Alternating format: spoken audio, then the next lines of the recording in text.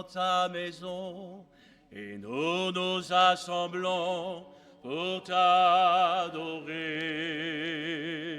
Nous venons dans ta maison, et nous nous assemblons pour t'adorer. Nous venons dans ta maison, et nous nous assemblons pour t'adorer, Jésus, t'adorer, te louer, Seigneur. Et nous voulons glorifier le Seigneur ce matin, ensemble, le louer, l'adorer, le faire avec nos cantiques. Je vous invite à ce premier chant, que toute la terre entonne un cantique à ton honneur, que l'univers entier résonne de ta gloire au Sauveur. C'est le 534 sur notre recueil des ailes de la foi. Oh, que toute la terre entonne un hymne à ton honneur, que l'univers entier résonne de ta gloire au Sauveur. À toi louange, honneur et gloire va ton nom, ô Jésus. Ta croix remporte la victoire et sauve les perdus.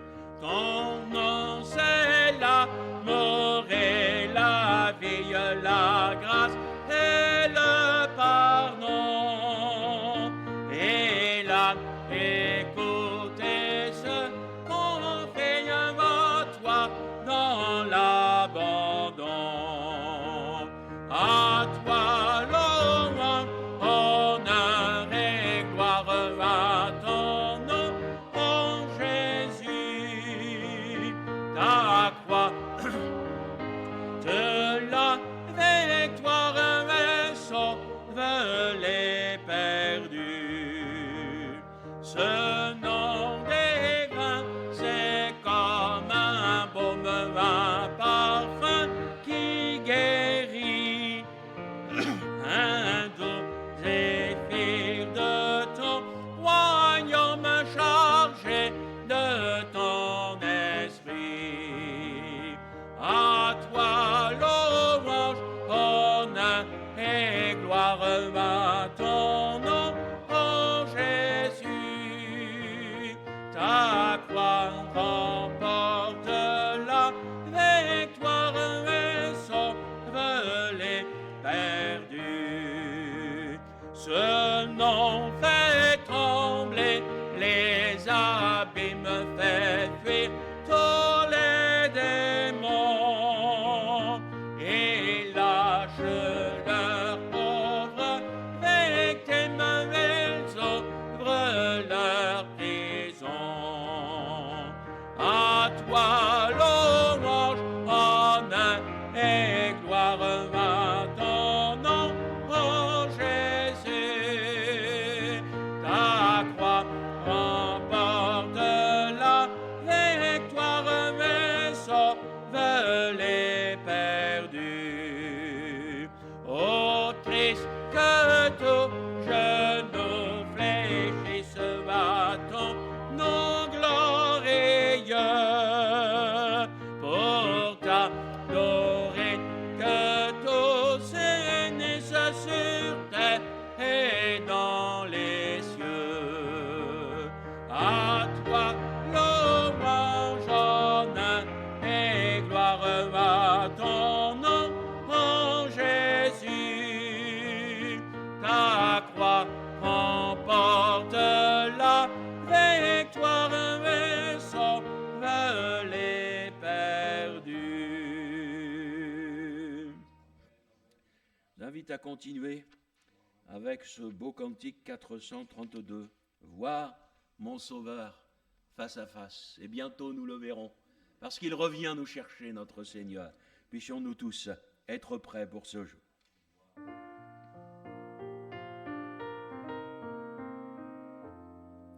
Voir mon ton Sauveur face à face, voir Jésus dans sa beauté. Oh, joie, ô suprême grâce, ô bonne félicité. Oui, dans ta magnificence, je te verrai des mains roi. Oh, toujours en ta présence, je serai semblable à toi.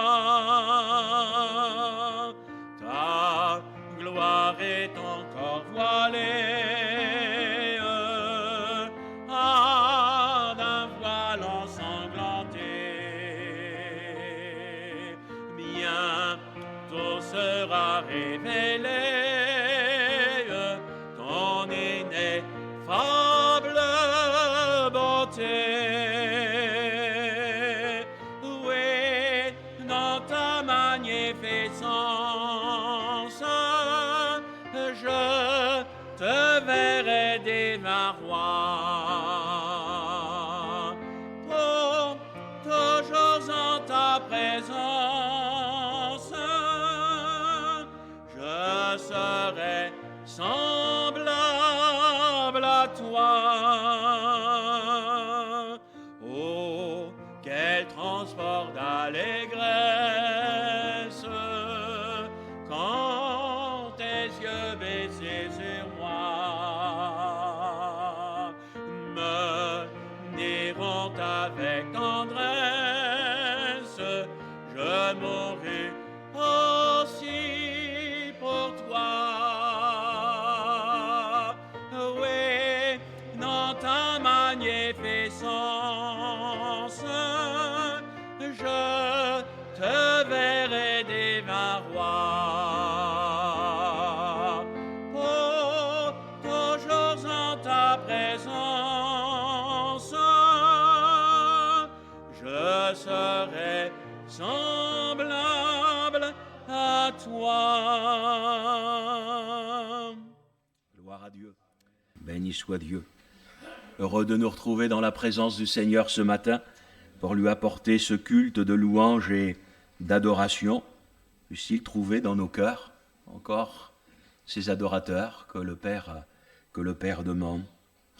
Et j'ai eu à cœur avec vous de chanter aussi le cantique 389, sachant que parfois notre route est bien difficile, parsemée d'embûches.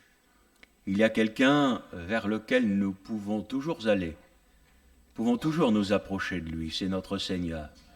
Et j'aimerais chanter avec vous ce cantique 389, « Viens, âme qui pleure, viens à ton Sauveur dans tes tristes heures, dis-lui ta douleur, dis tout bas ta plainte au Seigneur Jésus, parle-lui sans crainte et ne pleure plus. »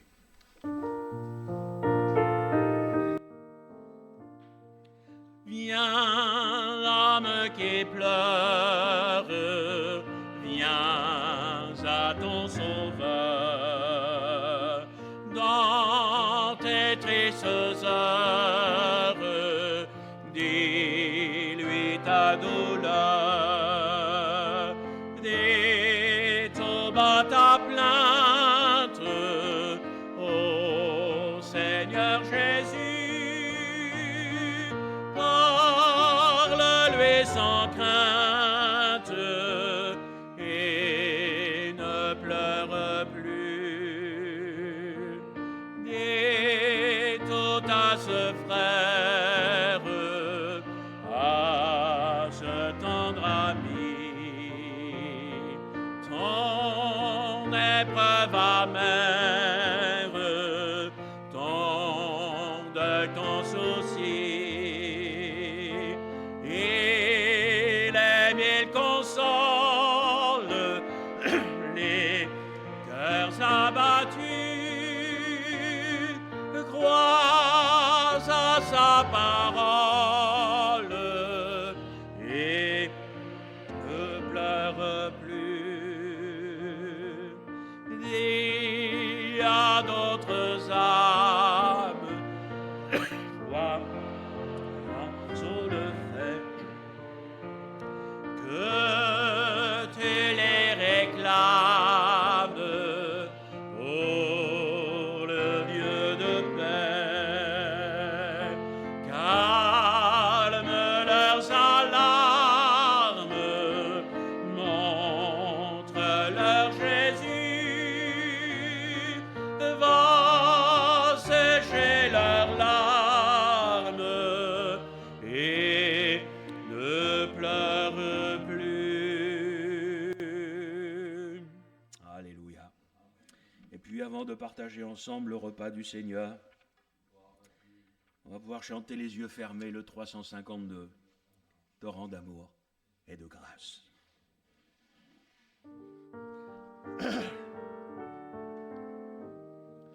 Torrent d'amour et de grâce, amour de Sauveur en croix, à ce grand fleuve qui passe, je m'abandonne et je crois à ton sacrifice, ô Jésus, agneau de Dieu, et couvert par ta justice, j'entrerai dans le saint lieu.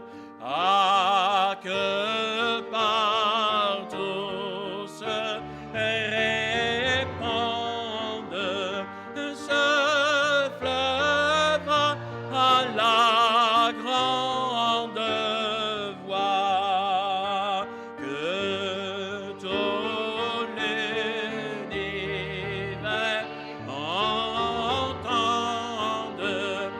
l'appel qui vient de la croix. Je crois à ton sacrifice, ô Jésus, agneau de Dieu, et couvert par ta justice, j'entrerai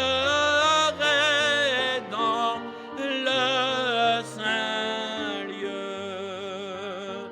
Que toute âme condamnée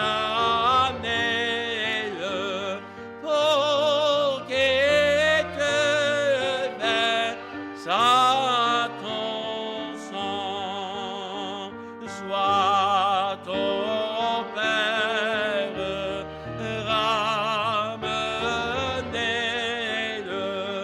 par ton amour tout puissant.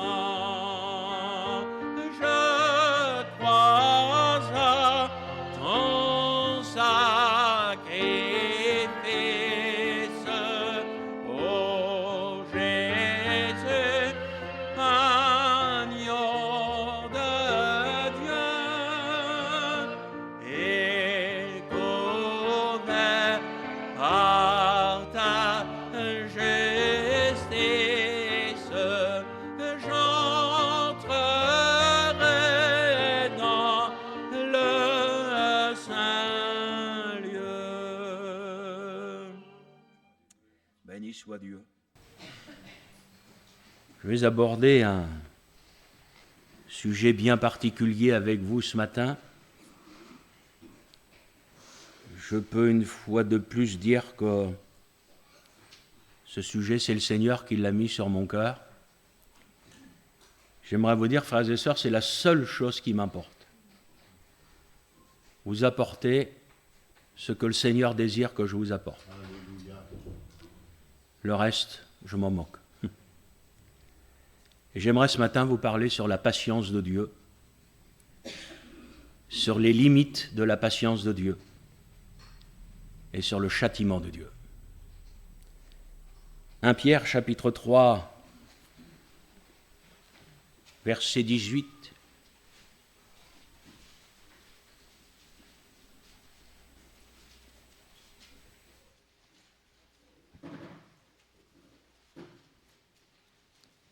Christ aussi a souffert une fois pour les péchés, lui juste pour des injustes, afin de nous amener à Dieu. Il a été mis à mort quant à la chair et rendu vivant quant à l'esprit, dans lequel aussi il est allé prêcher aux esprits aux prisons, qui autrefois avaient été incrédules, lorsque la patience de Dieu se prolongeait au jour de Noé pendant la construction de l'arche, dans laquelle un petit nombre de personnes, c'est-à-dire 8, furent sauvées à travers l'eau. Amen. Et nous retiendrons que pendant les jours de Noé, la patience de Dieu se prolongeait. 2 Pierre, chapitre 3, verset 9.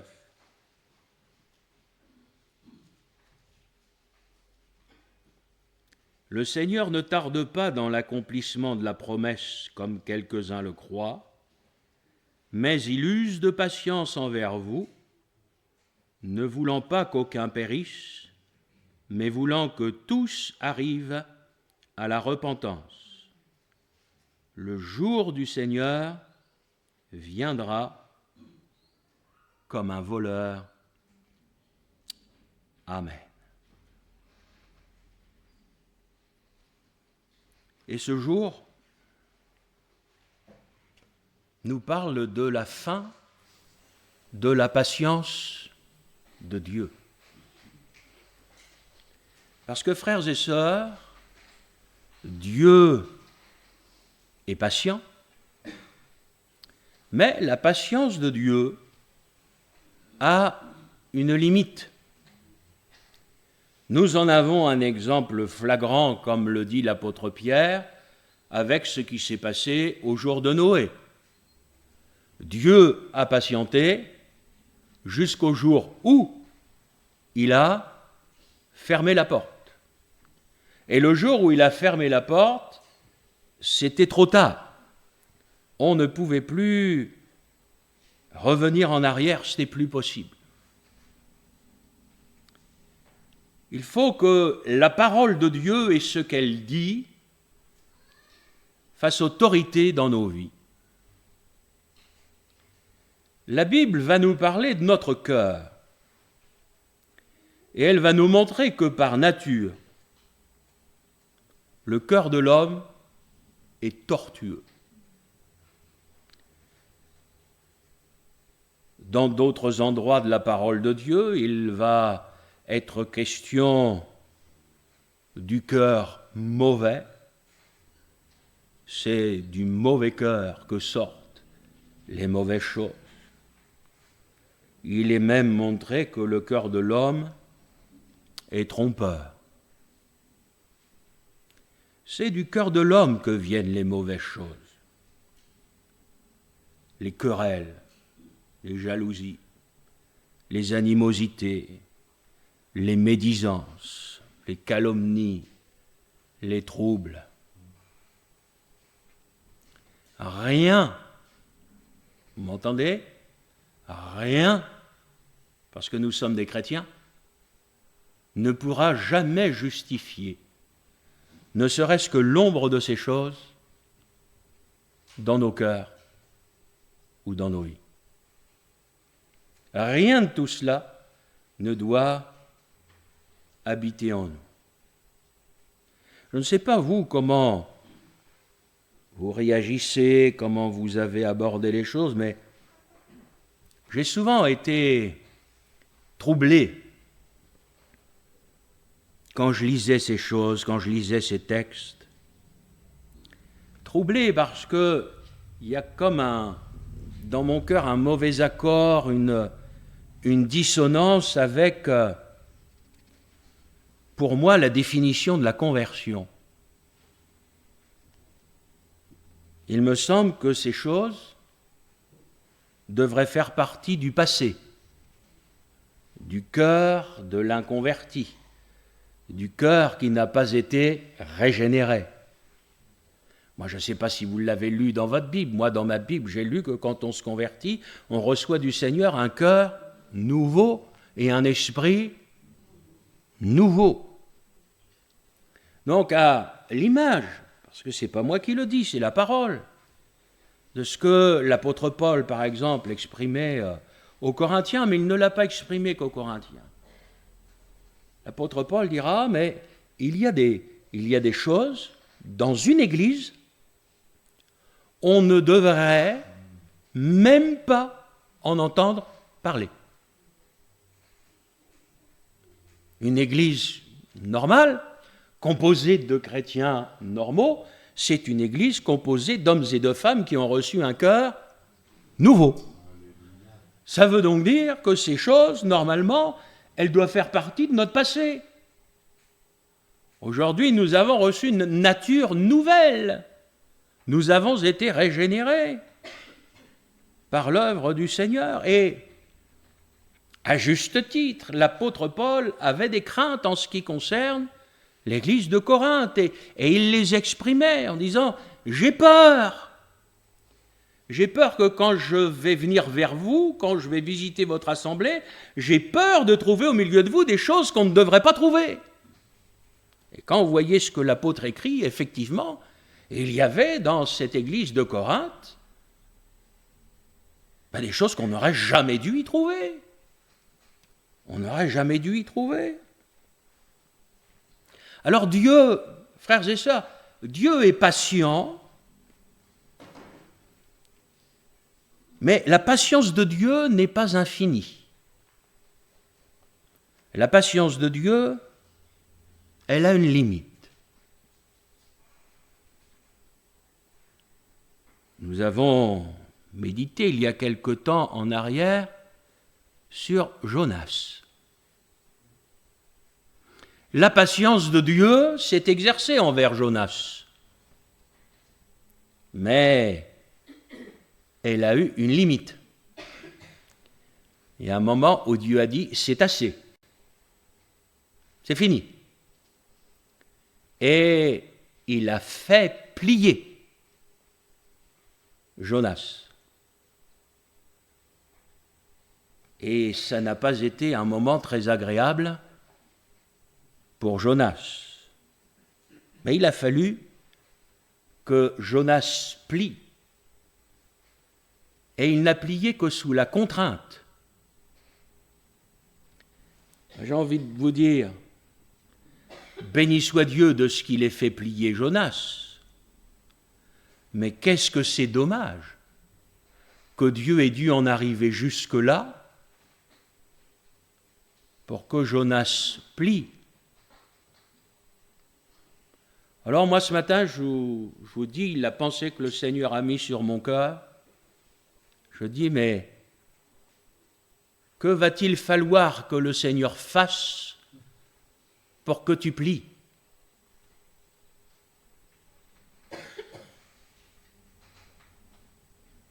Vous savez, quand il nous est dit « Humiliez-vous sous la puissante main de Dieu », j'ai été marqué, je pense vous aussi, par ce qui est arrivé à Ananias et Saphira. Il y a donc des choses pour lesquelles Dieu est plus patient que d'autres. Et il y a des choses que Dieu ne supporte pas. Il y a des choses que Dieu a en horreur. Et ces choses font que les limites de sa patience sont rapidement atteintes. dans l'église du réveil. Vous savez, ceux qui sont toujours en train d'idéaliser le réveil et tout ça, dans l'église du réveil, dans l'église des Actes des Apôtres. On est d'accord? Cette église qui nous fait rêver, à cause des miracles, à cause de la manifestation du Saint-Esprit, la Bible nous montre qu'il y a un couple qui a été capable de mentir au Saint-Esprit. J'aimerais vous dire, frères et sœurs, le réveil, ce n'est pas la solution miracle pour l'Église. Hein. Certains disent, oh là là, un bon réveil, et allez hop, tout est remis à zéro, tout est positif, etc. Faites attention, si vous priez pour un réveil, qu'il ne vous arrive ce qui est arrivé à Ananias et à Saphira, parce que ce sont aussi les résultats du réveil. Mon frère, ma sœur, comment c'est possible? Comment c'est possible que un homme, une femme, un couple qui se dit chrétien, qui dit appartenir au Seigneur, qui est là en train de déposer une offrande, comment un couple peut-il être lié par le mensonge? Alors que le père du mensonge, c'est le diable. Quand dans la série d'études bibliques du vendredi soir, on va continuer dans le renoncement, vous verrez que Dieu demande de renoncer au mensonge.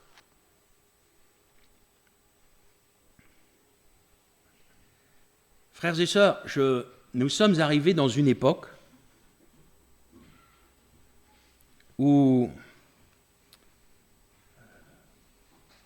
je vais vous dire les choses comme je les pense, hein, je crois qu'on a perdu la crainte de Dieu.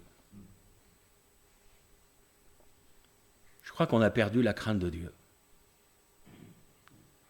On a perdu la crainte de Dieu dans tellement d'églises aujourd'hui qui ne sont plus des églises, mais qui sont devenues des salles de spectacle. Vous n'êtes plus capable de faire la différence entre ce qui se fait dans le monde ou dans l'église, c'est pareil. On a perdu la crainte de Dieu à force de prêcher une grâce à bon marché, à force de prêcher un Dieu qui pardonne tellement, qui aime tellement que de toute façon, frère, l'amour excuse tout, l'amour pardonne tout. J'appelle ça l'église des bisounours. Frères et sœurs, la crainte de Dieu. Lorsque j'étais plus jeune, figurez-vous que ça m'est arrivé. Je n'étais pas celui que je suis devenu.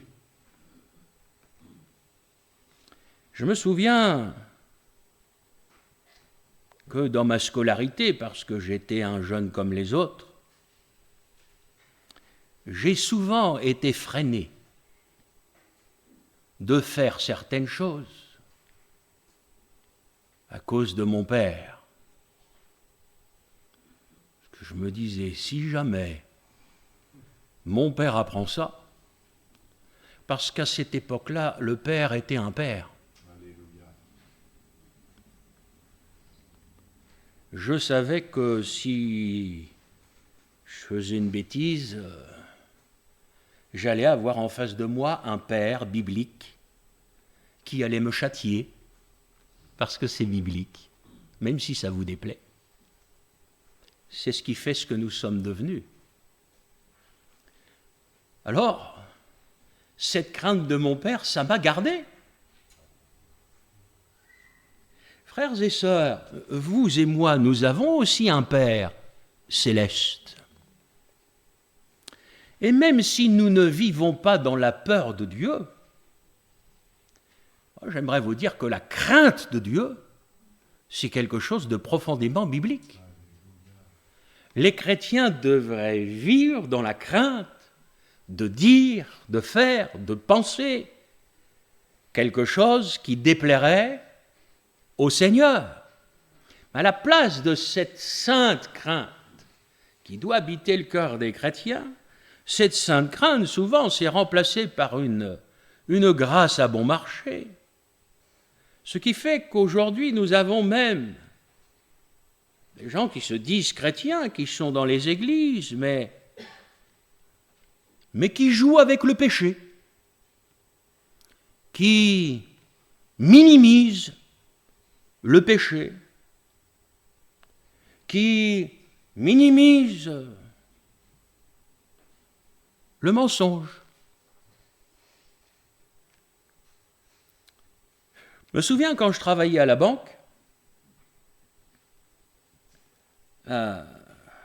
j'avais énormément de travail. Je crois qu'à l'époque, je devais travailler entre 60 et 70 heures par semaine, pour ceux qui, au bout de 35, sont fatigués. C'était une autre époque. Un client vient me voir en me disant « Monsieur Zé, où en est mon dossier de prêt ?»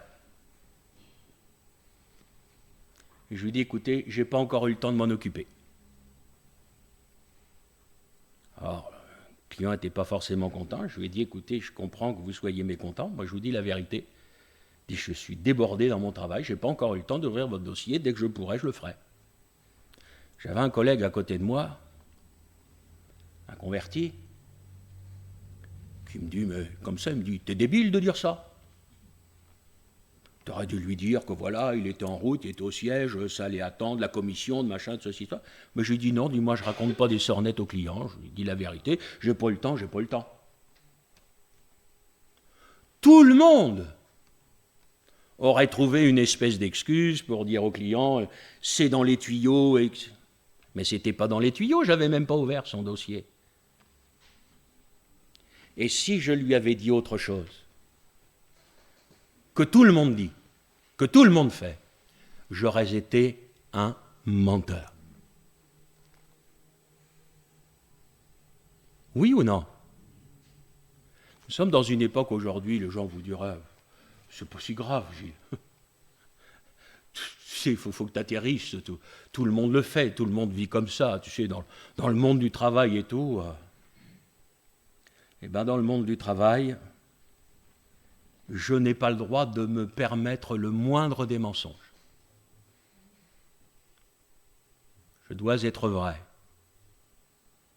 Le problème, c'est qu'aujourd'hui, à force de minimiser le péché, il y a des choses, on a fini par les trouver normales.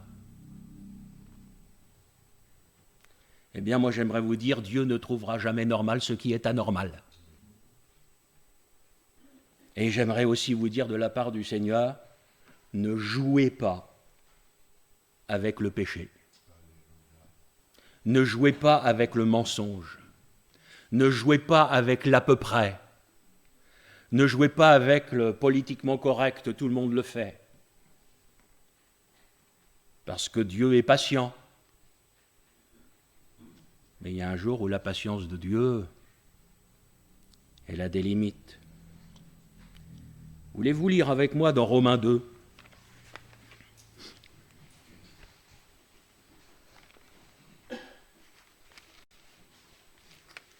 Épître de Paul aux Romains, chapitre 2, verset 1er.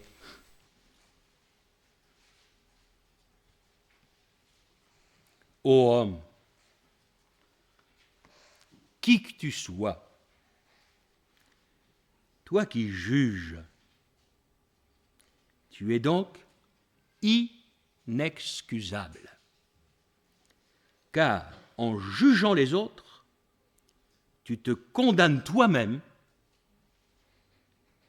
puisqu'alors que tu juges, tu fais les mêmes choses. Nous savons en effet que le jugement de Dieu contre ceux qui commettent de telles choses est selon la vérité. Et penses-tu, ô homme qui juge ceux qui commettent de telles choses et qui les fait, que tu échapperas au jugement de Dieu? Je fais une petite parenthèse, on va continuer à lire, mais est-ce que nous sommes sous la grâce dans l'Épître aux Romains ou pas? Méprises-tu les richesses de sa bonté, de sa patience, de sa longanimité, ne reconnaissant pas la bonté de Dieu qui te pousse à la repentance?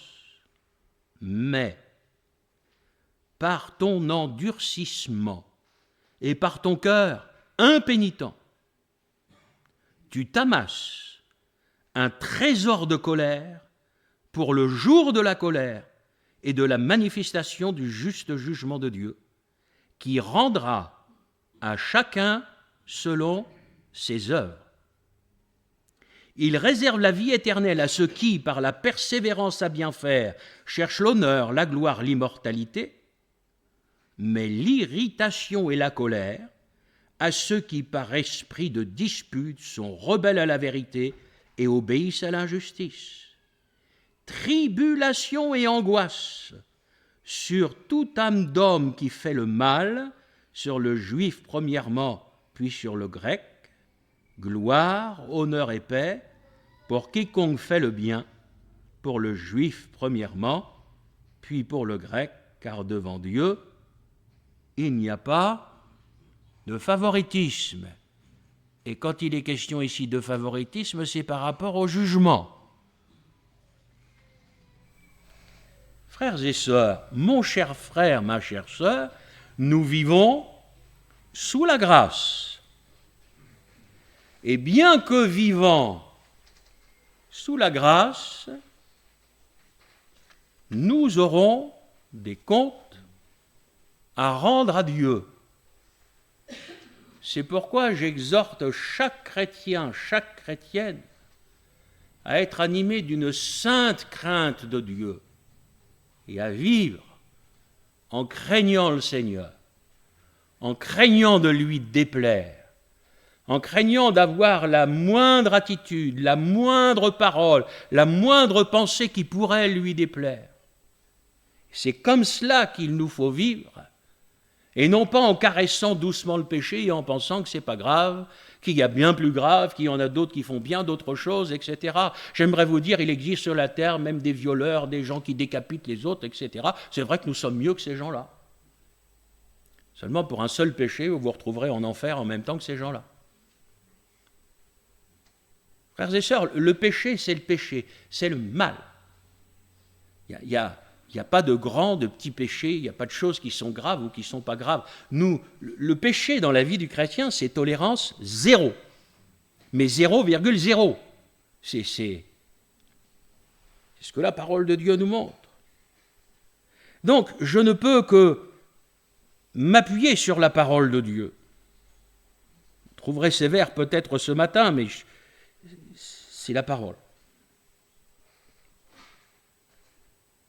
Frères et sœurs, il ne faut pas jouer avec Dieu. Il ne faut pas mépriser la patience de Dieu.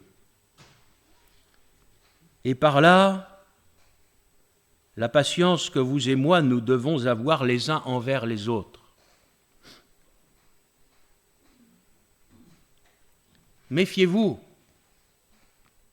si vous jugez votre frère ou votre sœur, parce que Dieu va vous juger avec la même mesure que vous aurez jugé votre frère ou votre sœur. Et si vous avez été dur avec un frère ou avec une sœur, il va être dur envers vous. Si vous avez été méchant, sa colère va tomber sur vous. Nous devons vivre dans la crainte de manifester de tels sentiments. Il jugera le monde, il nous jugera, et il est un juste juge. Il rendra à chacun selon ses œuvres.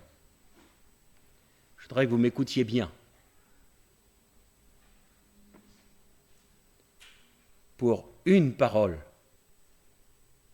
nous aurons des comptes à rendre. Vous avez bien entendu? Si le Seigneur pouvait quelquefois s'occuper de... Frères et sœurs, les choses ne vont pas se passer comme nous le pensons, comme nous aimerions, selon nos règles à nous, selon nos appréciations, nos interprétations. Quelle va être la réaction de Dieu si tu juges selon ta justice? Si tu juges selon tes règles, tes pensées?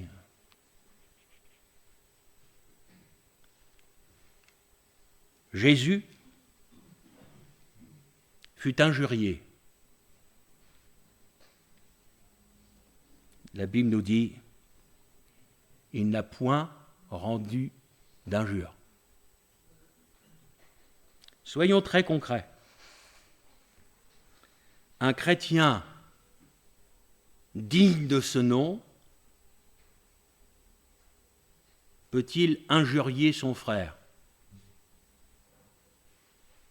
Peut-il lui donner un qualificatif? Qu'est-ce qui, en tant que chrétien, pourrait justifier ça? Parce que Jésus, lui, il a tout subi, il n'a rien dit, et il a tout pardonné. Oui ou non? Eh bien, ce matin, je t'affirme, même si ça te déplaît, que tu dois tout subir,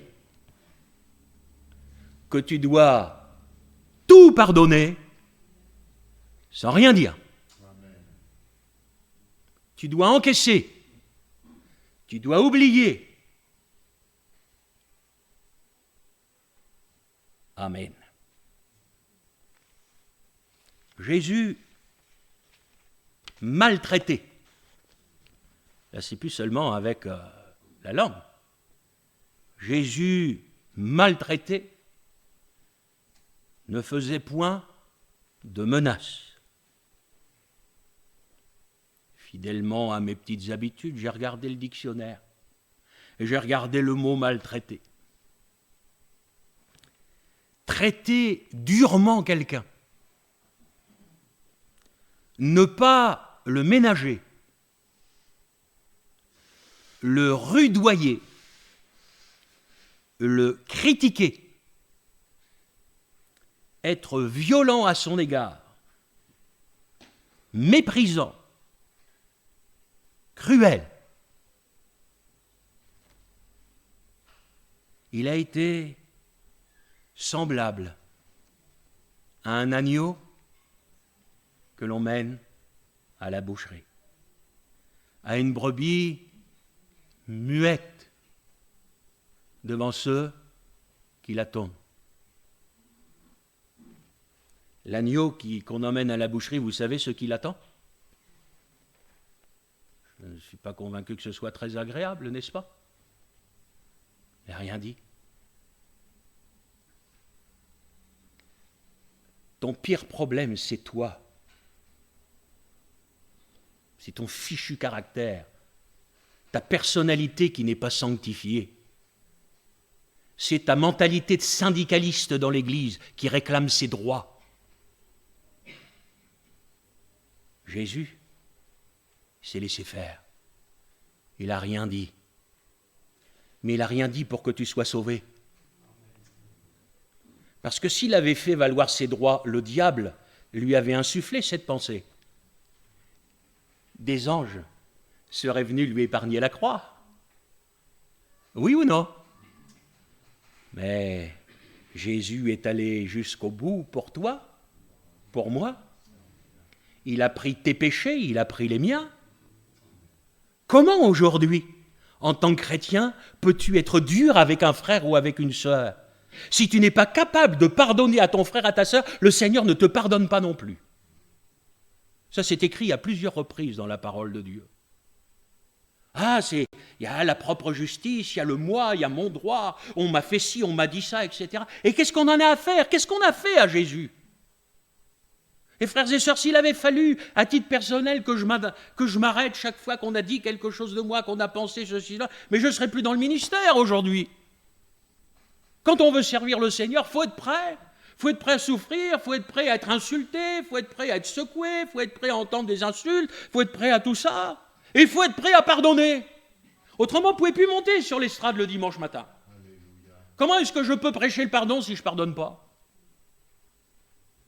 Que ce serait un airain qui résonne, ça ne servira à rien. Mais mon frère, ma soeur, il y a devant nous, c'est pas une prédication liée à des élites spirituelles, c'est pas quelque chose réservé, c'est la vie du chrétien, c'est la vie du disciple, c'est comme ça que tu dois vivre. Et si tu ne vis pas comme ça, tu n'es pas agréable à Dieu. Désolé de ne pas trop l'envelopper, mais je vous le dis comme je le pense. Quand la Bible dit « sans la foi, nul ne peut être agréable à Dieu », c'est quoi d'après vous la foi? Oh, je crois que le Seigneur Jésus existe, vous croyez que c'est ça?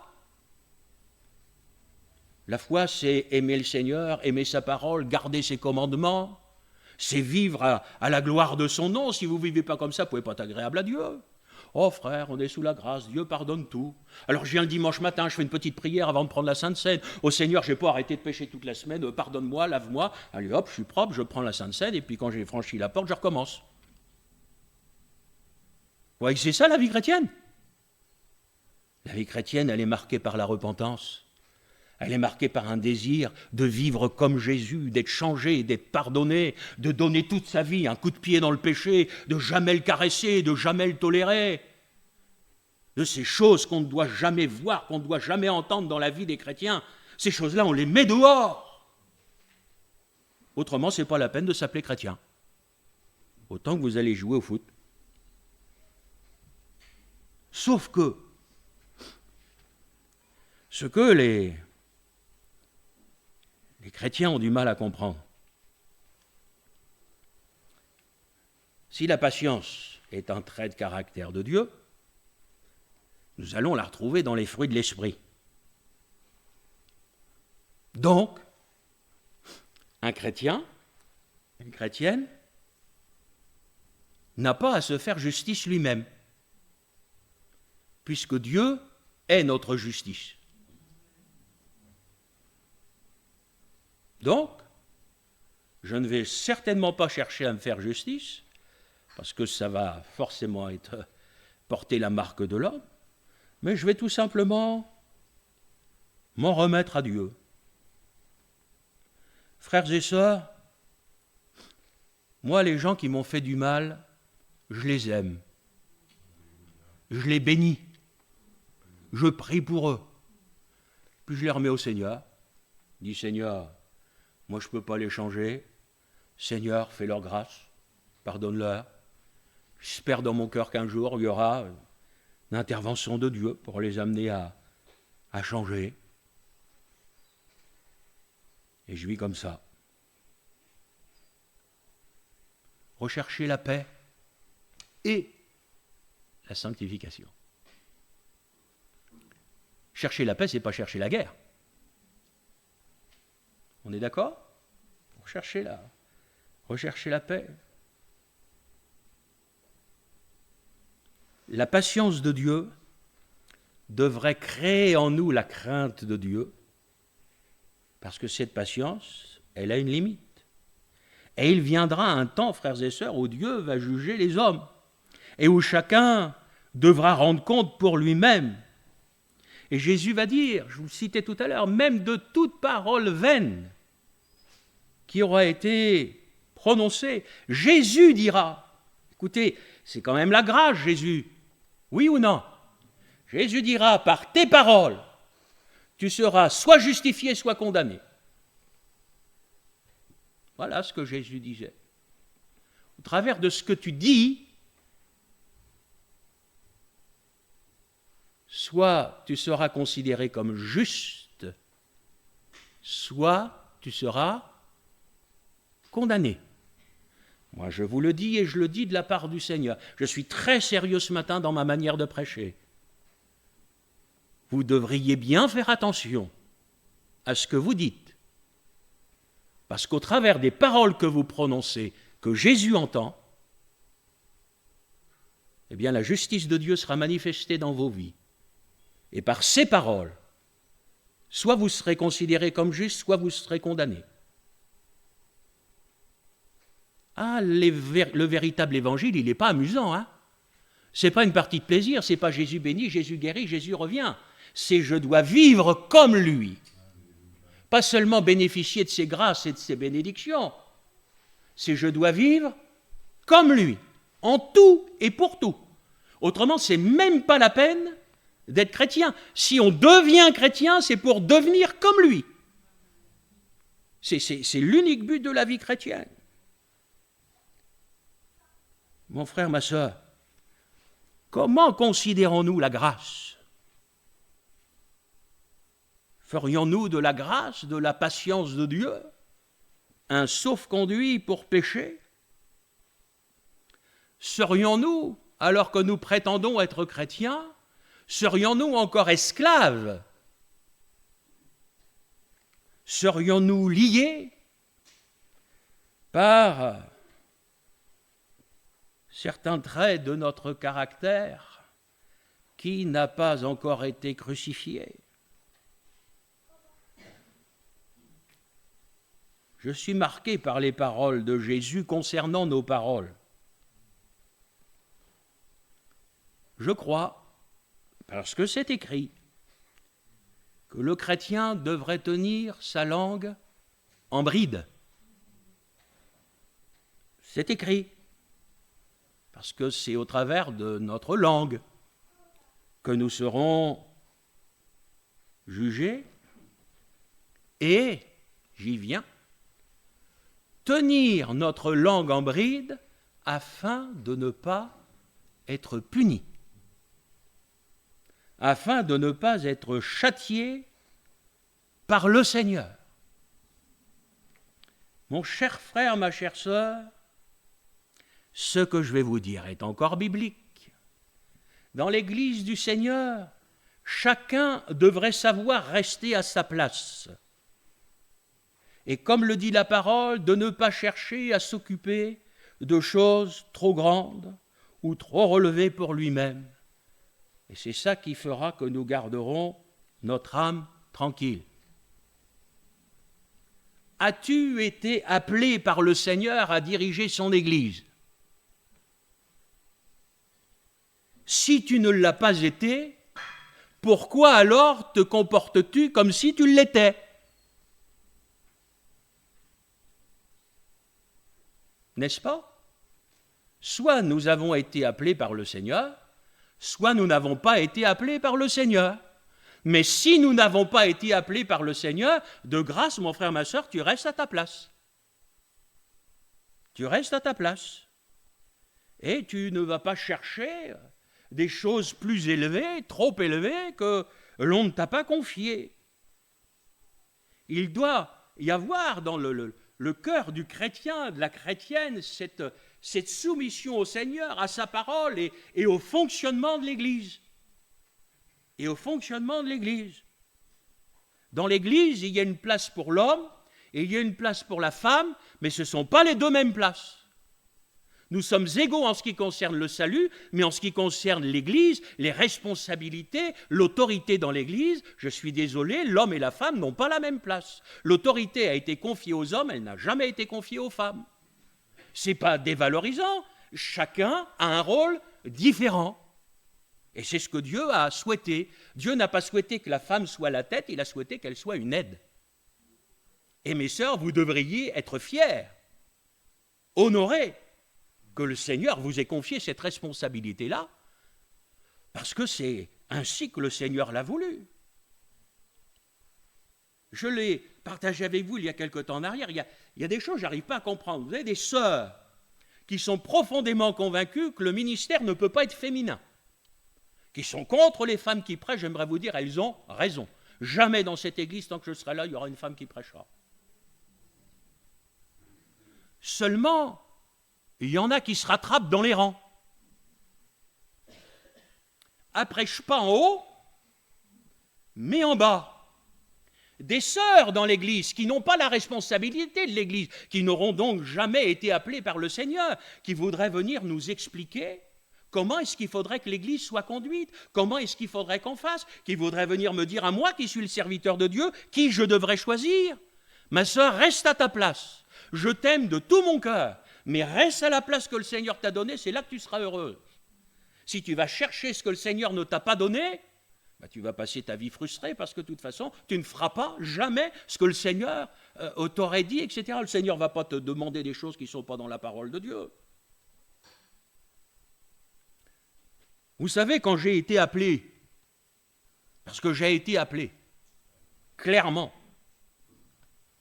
l'appel, c'est moi qui l'ai reçu, ce n'est pas ma femme. Quand je me suis marié et que j'ai demandé Isabelle en mariage, j'ai mis le contrat. J'ai dit, écoute, moi je suis appelé à servir le Seigneur. Donc si tu veux être ma femme, il va falloir que tu me suives là, là et là. Isabelle ayant à cœur de servir le Seigneur, ça a été oui dans toutes les cases. Mais ce n'est pas elle qui a été appelée. C'est moi.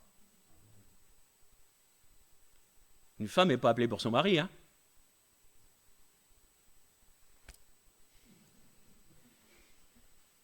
Ah mais, permettez-moi de faire quelques mises au point pour vous ramener à la parole. Il faut revenir à la parole. Vous voulez que l'Église aille bien? Il faut que chacun soit à sa place. Vous savez, l'Église, c'est comme un puzzle. Hein. Chaque pièce a une place. C'est comme ça que ça fonctionne. Alors, vous allez toujours avoir des désirs, des ceci, cela, des révélations, des paroles de Dieu. Je vous en supplie, assistez aux études bibliques du vendredi soir. Même si vous ne faites pas les autres, c'est de là, faites-la. Faut mourir à tout ça. Quel homme ce Gamaliel? Pourtant, quand ça vient de Dieu, rien ni personne ne peut l'empêcher. Mais s'il n'y a rien qui vient, c'est que tu t'es trompé. Oh frère, il est écrit, attends la prophétie, elle s'accomplira parfaitement. Je suis sûr d'avoir reçu du Seigneur, très bien. On se retrouve dans 20 ans. Je serai vieux. Frères et sœurs, il faut être réaliste. Les pentecôtistes ne sont pas des rêveurs, ne sont pas des illuminés. Ce sont des gens, ils ont les pieds sur terre. Et ils acceptent de se tromper. Ils acceptent de reconnaître qu'ils ont pu prendre leurs pensées pour les pensées de Dieu. C'est ça qui les tient dans l'humilité. Celui ou celle qui ne veut pas vivre comme ça va passer à côté de tout. Mon cher frère, ma chère sœur, l'Église, je le relisais encore tout à l'heure avec ce que Pierre dit aux anciens, ce n'est pas des prétentions, c'est cet apôtre qui écrit de la part du Seigneur. Il écrit aux anciens, et il dit, moi, ancien parmi les anciens. Il y a un esprit d'humilité, il y a un esprit de soumission. Vous ne sentez pas là-dedans le chef, c'est l'autorité qui veut s'imposer, commander ceci, cela, etc. Rien de tout ça. Vous sentez l'amour du Seigneur, vous ressentez la relation avec les frères, l'Église, quoi. C'est comme ça que le Seigneur désire que nous vivions. Les jeunes, après m'est adressé aux femmes, mais est-ce que les jeunes doivent être soumis aux anciens? Un jour, il y a des jeunes qui se sont moqués d'un prophète. Ils n'auraient pas dû. Vous relirez votre Bible. Si vous voulez chercher la référence, vous tapez dans la concordance « monte chauve ».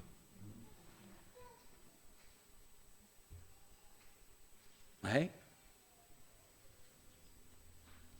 Mon cher frère, ma chère sœur, si ces jeunes auraient mieux fait de se taire, que de leçons pour nous. Les jeunes, soyez soumis aux anciens. De cette soumission spirituelle. Alors, les anciens, soyez des anciens. Non, mais soyez des modèles, hein. Parce que les jeunes, ils nous regardent. Ben oui. Frères et sœurs, est-ce que c'est écrit que les chrétiens doivent être soumis à leur conducteur? Voilà, je ne vais pas vous plaire en disant ça, je ne vais faire que citer ce qui est écrit, qu'ils doivent lui obéir. Est-ce que c'est écrit, oui ou non?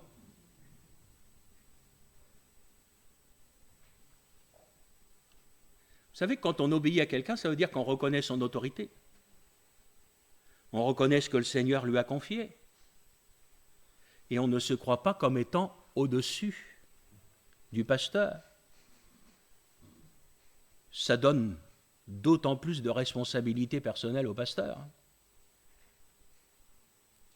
Frères et sœurs, combien de fois j'ai eu des chrétiens qui sont venus me voir pour m'expliquer comment je devrais être pasteur, ce que je devrais faire ou ne pas faire. Mais mon frère, si tu as de si bonnes idées, pourquoi le Seigneur t'a pas appelé? Il t'a pas appelé? Reste à ta place. Amen. C'est aussi simple que cela. C'est aussi simple que cela. Alors, je termine en disant, Dieu use de patience. Dieu patiente. Mais ne jouons pas avec la patience de Dieu parce que nous aurons tous des comptes à rendre. Je n'ai surtout pas à chercher à me faire justice. Christ est ma justice. Frères et sœurs, à titre personnel comme au niveau collectif, l'œuvre de Dieu se fait dans les cœurs. Il y a ceux qui désirent le vivre et qui acceptent donc ces choses, cette voie, ce chemin, et ils marchent sur ce chemin. Puis il y a ceux qui chercheront toujours à se faire justice, à se justifier.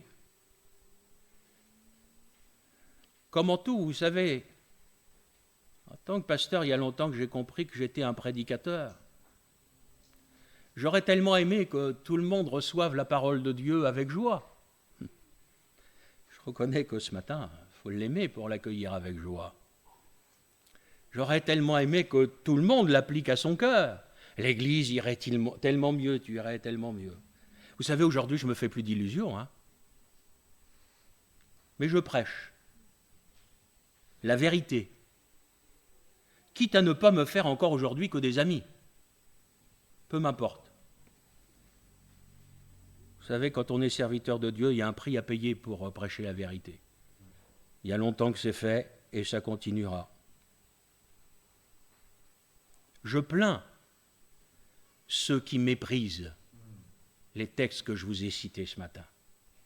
De tout cœur, je vous plains. Parce que peut-être arrivera-t-il dans votre vie ce qui est arrivé à Jonas. Vous savez, parfois il y a des difficultés qui arrivent dans la vie du chrétien. Ce sont des difficultés normales, comme ça arrive à tous les hommes. Il y a des fois des difficultés qui arrivent dans votre vie, elles viennent de Dieu. C'est Dieu qui vous punit, sous la grâce. C'est Dieu qui vous châtie, comme un père, un vrai père, est capable de châtier son fils quand il déraille.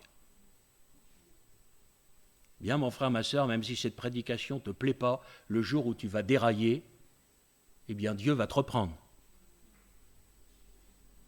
Et parfois, il arrive des choses dans la vie des chrétiens. C'est à vous de vous tenir devant Dieu, mais moi, je crois qu'il faut se poser des questions. Quand il nous arrive des difficultés, etc., alors vous avez eu, c'est toujours une attaque du diable. Moi, j'en ai connu comme ça, vous voyez le diable partout, c'était toujours une attaque du diable, etc., etc. Vous savez, on a vraiment vécu un beau moment hier midi. Mais là, dans un moment comme ça, on se tient devant Dieu. Dans des moments comme ça, c'est ça le sens du jeûne, et on l'a vraiment vécu hier, on met tout à plat devant le Seigneur. Il n'y a pas de grande, petite, pasteur, pas pasteur, de ce que tu veux.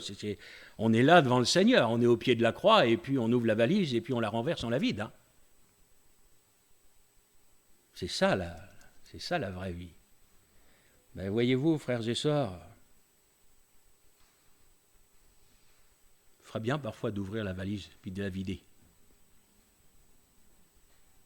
Mon cher frère, ma chère sœur, vis dans la crainte de Dieu, mais n'abuse jamais de la patience de Dieu. Il aurait été de bon ton que je termine positivement. C'est ce que je vais faire puisque je vais encore vous citer la parole de Dieu. 1 Pierre, chapitre 4, verset 17.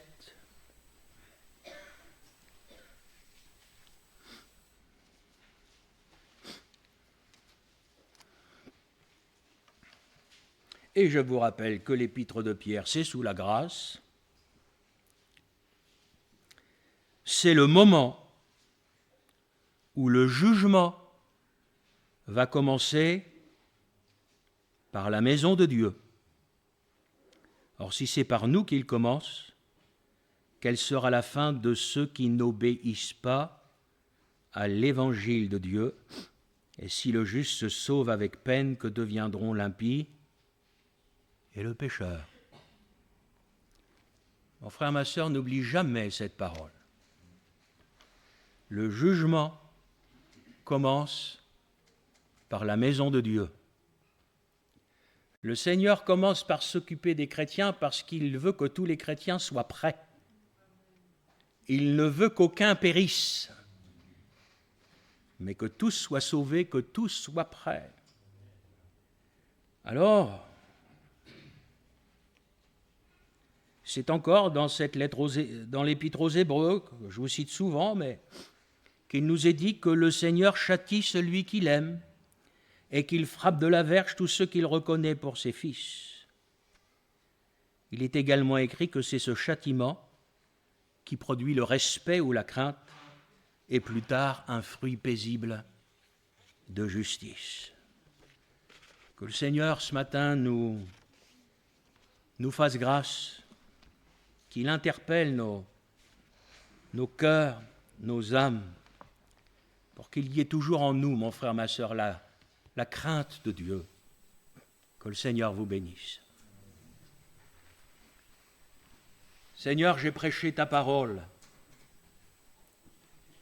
et j'ai cherché en tout point à être fidèle à ce qui est écrit. Alors maintenant je prie pour qu'elle ne reste pas une parole, mais qu'elle soit une semence qui pénètre nos cœurs, nos âmes, pour nous amener à vivre comme toi, tu désires que nous vivions. Seigneur, quelquefois ta parole nous donne des avertissements. Je crois que ce matin, c'était le cas. Je prie, Seigneur, pour que personne ne fasse la sourde oreille, mais réalise que ce que j'ai prêché, c'est ta parole, et que les cœurs vraiment acceptent cette parole comme venant de toi, et l'appliquent à leur cœur, à leurs âmes.